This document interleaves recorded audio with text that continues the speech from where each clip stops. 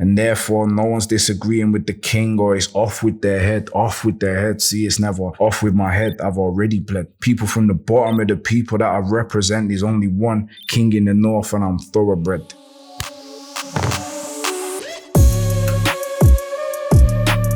What's happening, GQ? My name's Bugzy Malone. These are my 10 essential items.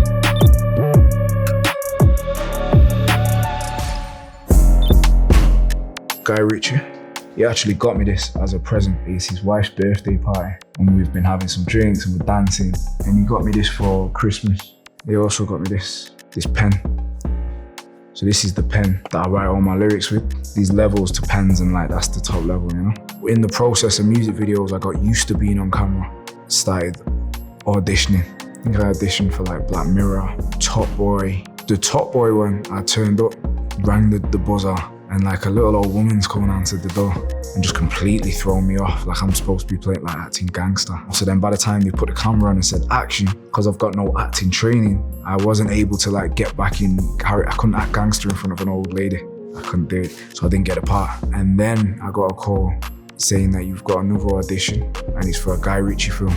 Originally I seen a film called Snatch. For some reason I took great comfort in this film. I'd have it on in the background while I'd be falling to sleep. So I've probably seen it near to 100 times. So when they said it's a Guy Ritchie interview, like I was ready. I rang the buzzer, the little old lady answered the door, I ignored it. I marched straight past her into the room and I was ready to go, you know? One night I was just at the house and I thought, I've got this crazy bike sat there, I should be riding it and taking advantage of it.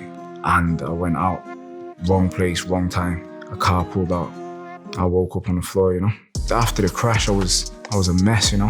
And I still had the glass in my face. It caused like nerve damage up my face. I was always having like surgery and there was always procedures. I've had needles all over my body at this point. And it was weird because at that point I understood that God was still answering my prayers.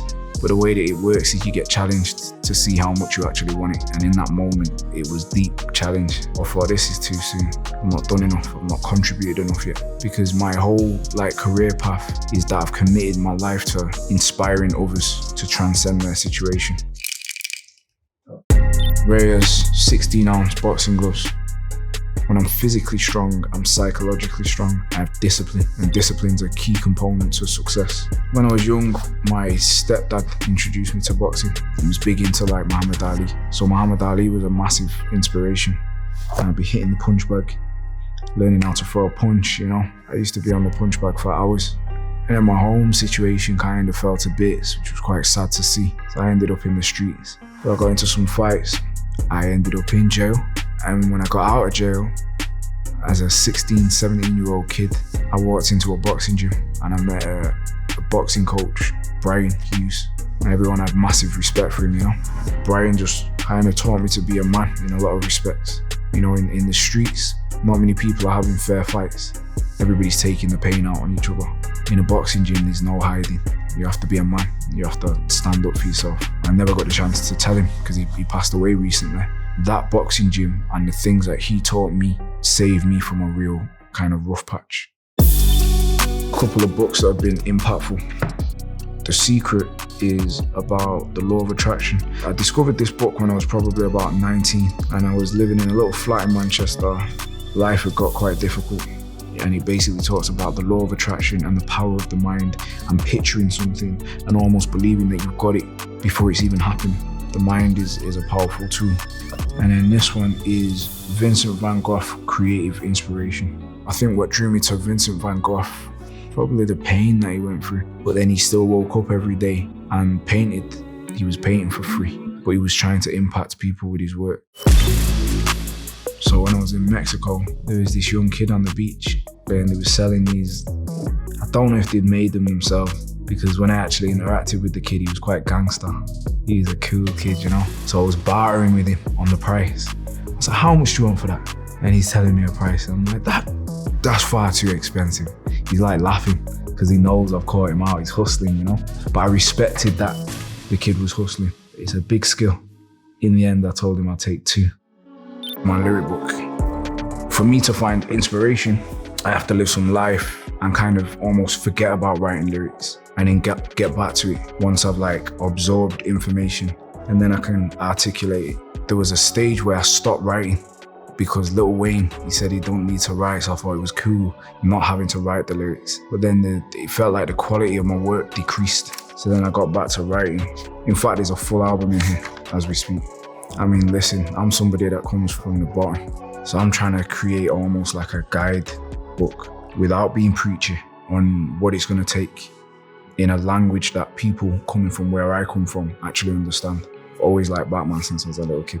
The difference between a hero and a villain started off and he's had a hard life, he's been through some hardship, but he's decided he's gonna take it out on the rest of the world.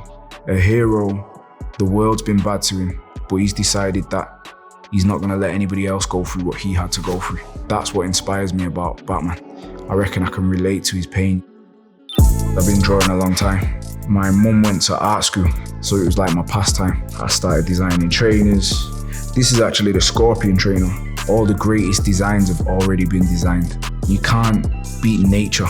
So I started looking into the animal kingdom and just understanding my demographic. They wanted their uniform to represent some form of aggression. Kind of want people to know, just to leave them alone, you know? And this turned out like that. I think this is a new trainer. This one isn't out yet. This one's called the Viper. It's serious. I think the truth is I'm trying to earn respect as a designer this year. I drew this, and this is what you call a coat of arms. I sent that off to an artist called Scott Greenwood, and then we got there. So from there, what we decided to do, we've got all the components for the marketing campaign and for the future fragrances. I picked essential oils that help essentially calm the mind, because it's a chaotic life down there. Some jewelry. That's the B logo for B Malone. B Malone was my first venture, the clothing line. People started calling me the king of the north, so we needed a crown. And then it's got 0161 on there, and that's my area code of where I'm from. This is an easel, and the colours on there are actually from a Van Gogh painting, The Starry Night. You know, creativity is such a powerful thing, and through creativity, I've changed my life. Inside it, it's a little bit too far away to see it, but it says, Veni, Vidi, Vici. I came, I saw, I conquered. And then it's got B Malone on it. I always wanted like a vintage watch, because I'm quite inspired by the mafia. Alphonse Capone, Lucky Luciano. I'm not interested in the unthinkable things that they do. But what I do have an understanding of is being in a really poverty-stricken household, trying to figure out a way to climb up from the bottom. If you look at these guys, they've got these kinds of watches. And this is a limited edition piece, Santos Dumont. The kids that are looking up to me, I need them to want to live like I live, so they listen to what it is I've got to say. Organic Vita Coco coconut water. Can I open this and have a little bit? Yeah. Is that okay? I've been on quite a fitness journey, and what I went and done, I met a herbal nutritionist. One of the things that I discovered was how important hydration was. And if I'm not training, I don't know about you, but I can't drink water. It just like bores me or something. So when I'm not training, I drink this. I don't know, I just like it. I'm actually quite addicted to it. The UMA Most Inspiring Act 2023. If there's one thing that I'd like for my children to know about me, I'd like for them to be told about my resilience, to stay strong in dark times, to keep marching forward even when it felt impossible, and my vision, to be able to see a bigger picture. They'll have a far better start than I had. Okay, so that's it from me. Peace.